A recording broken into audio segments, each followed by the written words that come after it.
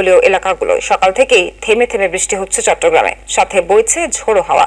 উত্তাল রূপ পতেঙ্গা সমুদ্র সৈকতে। আবহাওয়া অধিদপ্তরের পূর্বাভাস, রাজধানী ঢাকা সহ দেশের 11টি অঞ্চলের উপর দিয়ে সর্বোচ্চ 60 কিলোমিটার বেগে ঝড় হতে পারে। চট্টগ্রাম, কক্সবাজার, মোংলা ও পায়রা বন্দরে 3 নম্বর স্থানীয় সতর্কতা সংকেত দেখাতে বলা হয়েছে।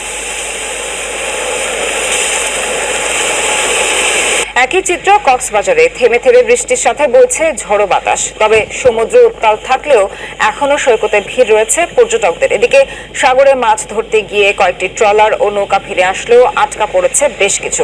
কক্সবাজারে সমুদ্রে সাঁতার কাটতে গিয়ে ডুবে মারা গেছেন একজন। আজ সকালে উদ্ধার হয়েছে তার মরদেহ।